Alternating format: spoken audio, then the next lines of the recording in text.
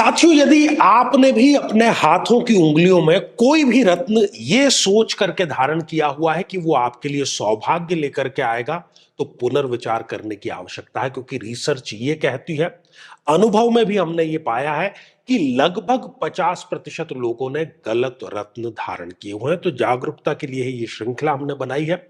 आज हम मकर लग्न की जन्म पत्रिका की बात करेंगे और जानेंगे कि क्या मंगल देव का रत्न मूंगा धारण किया जा सकता है, नहीं धारण किया जा सकता, धारण करने के क्या परिणाम होंगे और किस स्थिति में उसको धारण करना या नहीं करना चाहिए।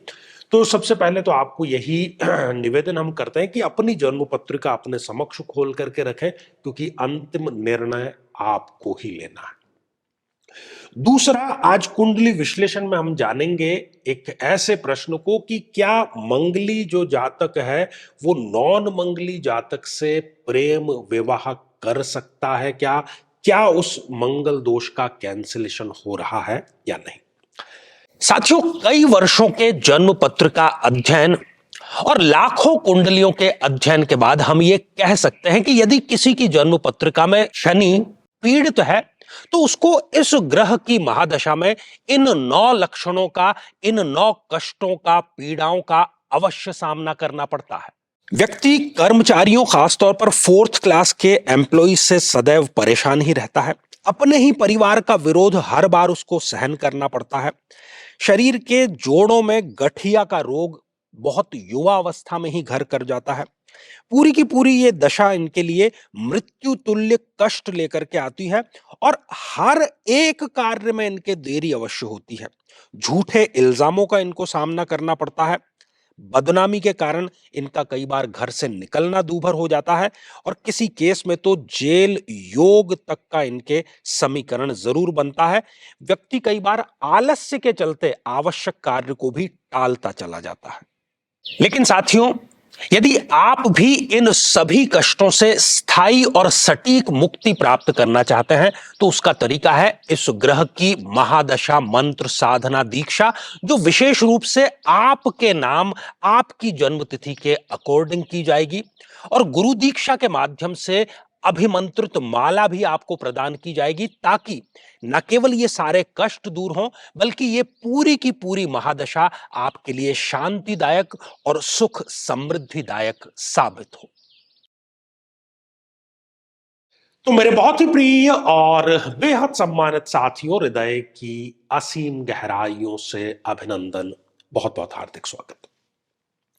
साथियों, ये रही मकर लग्न की एक जन्म पत्रिका। 10 नंबर से ही आप देख रहे हैं कि जन्म पत्रिका का प्रारंभ हो रहा है और मकर लग्न में मंगल एक समग्रह है, क्योंकि वो आय भाव के लॉर्ड है और भौतिक सुख के लॉर्ड है। तो ना तो बहुत योग कारक है, ना कोई मारक है, लेकिन एक समग्रह है। लेकिन मेरे नियमित दर्शक अच्छे से जानते हैं कि कोई भी ग्रह योग कारक या मारक कब होता है, उसकी प्लेसमेंट की स्थिति को देखते हुए। तो मंगल यदि उच्च राशि के होकर के लग्न में ही विराजमान है तो साथियों, उन्होंने पंच महापुरुषों में से एक योग बनाया, जिस योग को हम कहते हैं रोचक योग। अति उत्तम स्थिति है। इस स्थिति में अवश्य आपको मूंगा धारण कर लेना चाहिए। ये शरीर के लिए, मन के लिए, आर्थिक संपदा के लिए, चौतरफा आपके लिए भाग्योदय कारक साबित होगा ही होगा। साथियों, मंगल यदि इस द्वितीय भाव में विराजमान है तब भी आप उसको धारण कर सकते हैं। धारण इसलिए कर सकते हैं क्योंकि वो धन प्रदाता है। वो आपको पैतृक संपत्ति दिलाने में मदद करेगा। पैतृक संपत्ति संबंधी कोई विवाद चल रहा है उसमें ये सफलता आपको दिलाएगा और वाणी में एक गंभीरता, एक ठहराव, एक कन्विंसिंग पावर लेकर के आएगा। साथियों, मंगल यदि इस तृतीय भाव में विराजमान है, यहां पर भी आप अवश्य ही मूंगा जो है वो धारण कर सकते हैं। ये भाइयों से आपके संबंध अच्छे करेगा। ये आपको एक संतुलित व्यक्ति बनाएगा। ये साथ ही आप कोई रिस्क लेकर के कार्य करते हैं उसमें आपको सफलता प्रदान करेगा। महत्वाकांक्षा या सपने जितने चाहे मर्जी आप बड़े देखें, उसको ये फुलफिल करने में मदद अवश्य करेगा। साथियों, मंगल यदि स्वग्रही होकर के इस चतुर्थ भाव में विराजमान हो जाए तो पुनः उन्होंने अब रोचक नाम का पंच महापुरुष योग बना लिया है। और इस स्थिति में भी अवश्य ही आपको मूंगा धारण कर लेना चाहिए। ये सुख, संपदा, ऐश्वर्य, लग्जरी, भौतिक सुख जिसको हम कहते हैं दुनियावी भाषा में, वो आपको दिलाएगा और साथ ही आपके चरित्र में ये बहुत सुंदर परिवर्तन भी लेकर के आएगा। साथियों, मंगल यदि इस पंचम भाव में विराजमान हो तो यहां पर भी आप अवश्य ही मूंगा धारण कर सकते हैं। ये संतान प्रदाता है, आकस्मिक धन प्रदाता है, शेयर मार्केट का या उससे संबंधित आप कोई कार्य करते हैं उसमें ये आपको सफलता अवश्य दिलाएगा, प्रेम संबंधों में सफलता दिलाएगा। और प्रेम को यदि आप परिणत करना चाहते हैं कि वो विवाह में बदल जाए तो उसमें भी ये आपके लिए योगदानकारी साबित अवश्य होगा। साथियों, मंगल यदि इस छठे, इस त्रिक भाव में विराजमान हो जाए तो अब वो योग कारक नहीं रहे। इस स्थिति में कदापि आपको मूंगा धारण नहीं करना है। यदि धारण कर लिया गलती से तो ये मांसपेशियों संबंधी, रक्त संबंधी विकार देगा, साथ ही क्रोध को अननेसेसरी बढ़ा देगा, शत्रुओं का एक प्रकार से हमारे आसपास जमघट ये लगा देगा, ऋण लेकर के उसको बर्बाद करने की और ऋण के जाल में फंसाने का ये आपको कार्य अवश्य कर देगा। छोटी बड़ी जेल यात्रा, नशा, कोर्ट कचहरी, मुकदमा, इनकी भी ये तैयारी अवश्य कर देगा। साथियों, मंगल यदि सप्तम भाव में नीच राशि के होकर के विराजमान हो जाए तो अब वो योग कारक नहीं रहे। नीच राशि के हो गए, कदापि आपको धारण नहीं करना है। यदि धारण कर लिया तो विवाह में देरी, दाम्पत्य जीवन को खराब करना, और यदि आप कोई पार्टनरशिप में व्यवसाय करते हैं तो उसका भी ये भट्टा बैठाने का कार्य अवश्य कर देगा। साथियों, यदि मंगल देव इस अष्टम भाव में, रोग मृत्यु के भाव में विराजमान हो जाए तो यहां पर भी अब वो योग कारक या सम नहीं रहे, वो एक मार्ग की भूमिका में आ गए हैं। इसलिए यहां पर हम कदापि मूंगा पहनने की आपको सलाह नहीं देते हैं।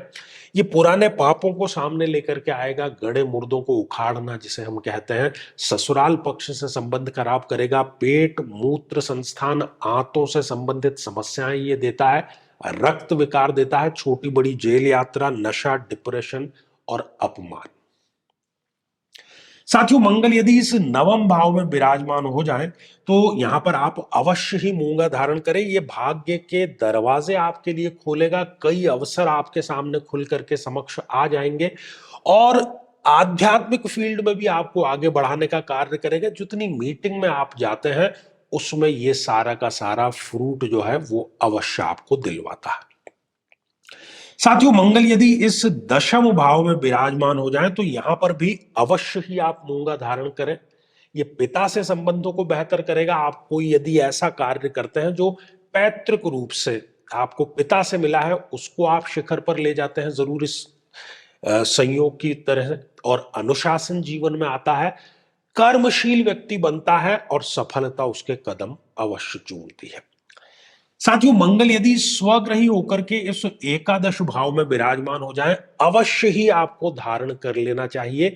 यह आपको विशेषज्ञ भी बनाएगा, यह आपकी नेतृत्व क्षमता में वृद्धि करेगा, लाभ में, आय में और इच्छा पूर्ति में यह आपके कल्याणकारी साबित अवश्य होगा। साथियों, मंगल यदि इस द्वादश भाव में विराजमान हो जाए तो अब पुनः वो योग कारक नहीं रहे हैं, इसलिए उनको धारण करना नहीं बनता है। ये खर्चों को बढ़ाने वाला होगा, कोर्ट कचहरी मुकदमों को बढ़ाने वाला होगा, प्रौढ़ अवस्था और वृद्धावस्था की जो समस्याएं हैं उनको बढ़ाने वाला होगा, विदेश जाना चाहते हैं उसमें किसी न किसी प्रकार का ये व्यवधान उत्पन्न कर देगा, या विदेश व्यापार को कहीं ना कहीं ये ठप अवश्य कर देगा। तो साथियों, हमने जाना कि मकर लग्न की जन्म पत्रिका में यदि छठे, सातवें, आठवें या 12वें भाव में मंगल देव विराजमान है तो भूल करके भी हमें मंगल का रत्न मूंगा धारण नहीं करना है। पहली बात, यदि इन परिस्थितियों में आपने धारण किया हुआ है तो तुरंत प्रभाव से उसको उतार देना ही आपके लिए कल्याणकारी होगा। बहुत वैज्ञानिक, बहुत सटीक और बहुत रिसर्च बेस्ड ये श्रृंखला है। रत्न पहनने वाले प्रत्येक व्यक्ति को ये श्रृंखला अवश्य देखनी चाहिए, कम से कम अपने लग्न से संबंधित तो देखनी ही उसको चाहिए। तो श्रृंखला तो ये साथियों हमारी आगे भी जारी रहेगी। अब समय हो चला है आज के हमारे कमेंट को शामिल करने का।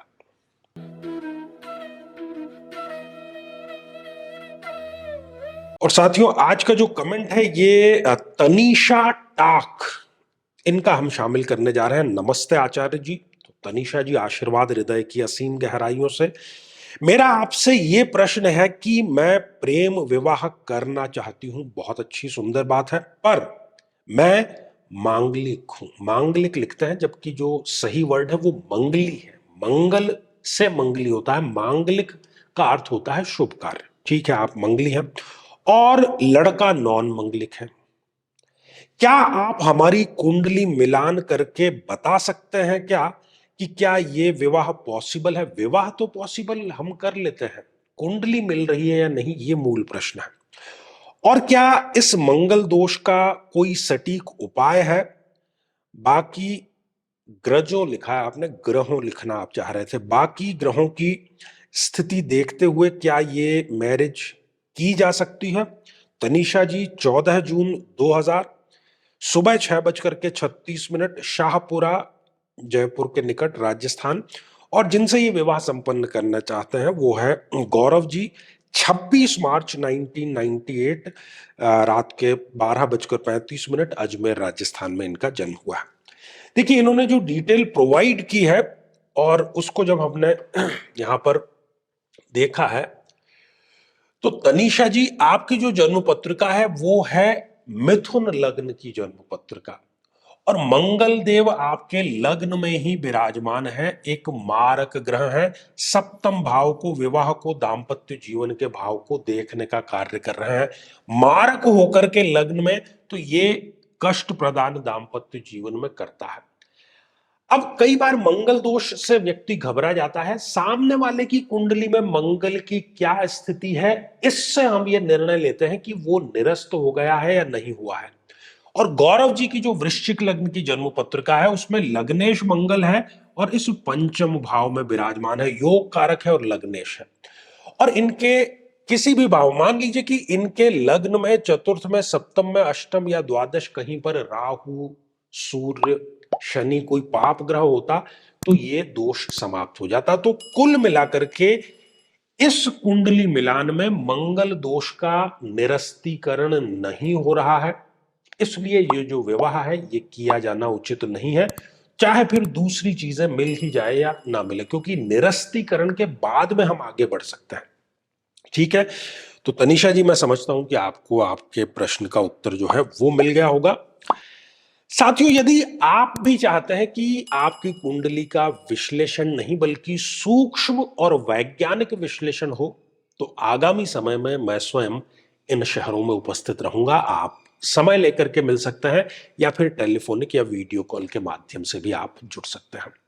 और यदि आप चाहते हैं कि आपके किसी एक प्रश्न का निःशुल्क मार्गदर्शन किया जाए, जो कि हमारे इसी चैनल पर प्रति शनिवार दोपहर 3 बजे हम खास लाइव कार्यक्रम लेकर के आते हैं, उसमें अपने प्रश्न को शामिल कराने के लिए आप हमारे इस वीडियो को हाइप कीजिए और उसका जो स्क्रीनशॉट है वो दिए गए व्हाट्सएप नंबर पर भेज दीजिए।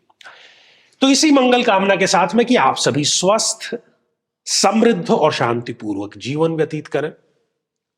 नमस्कार साथियों, कई वर्षों के जन्म पत्र का अध्ययन और लाखों कुंडलियों के अध्ययन के बाद हम ये कह सकते हैं कि यदि किसी की जन्म पत्रिका में राहु पीड़ित है तो उसको इस ग्रह की महादशा में इन 9 लक्षणों का, इन 9 कष्टों का, पीड़ाओं का अवश्य सामना करना पड़ता है। ये भ्रम की स्थिति पैदा कर देता है, व्यक्ति ये निर्णय नहीं ले पाता कि उसके लिए सही क्या है, गलत क्या है।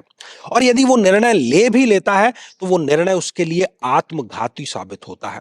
हर एक कार्य में हानि, हर एक कार्य में आकस्मिक समस्याएं सदैव खड़ी रहती है। व्यक्ति नशे की तरफ आकर्षित होता है और उसमें डूब भी वो जाता है। अपने ही लोगों से उसको धोखा मिलता है।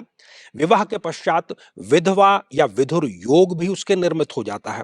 नाहक ही बदनामी, अच्छा कार्य करने के बावजूद भी बदनामी इसको प्राप्त होती है।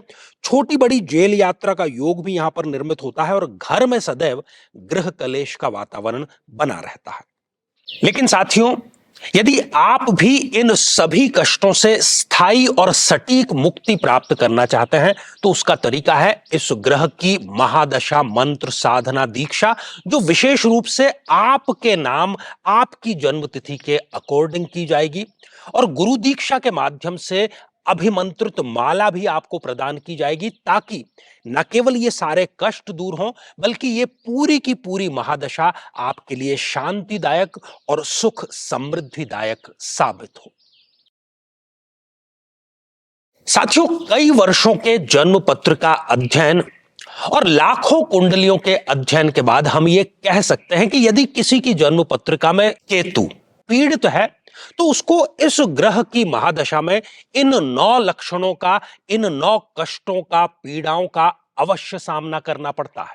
किसी न किसी प्रकार की तंत्र बाधा का बना रहना, बहुत आसानी से और बहुत जल्दी नजर लग जाना, त्वचा अर्थात स्किन से संबंधित रोग हो जाना, व्यक्ति का अकेलेपन का शिकार हो जाना, किसी न किसी प्रकार का झूठा कोर्ट केस इन पर होता है, व्यक्ति डिप्रेशन में जाकर के नशे का सेवन करना शुरू कर देता है, कितना ही अच्छा कार्य करे लेकिन उसके पक्ष में केवल बदनामी ही आ जाती है।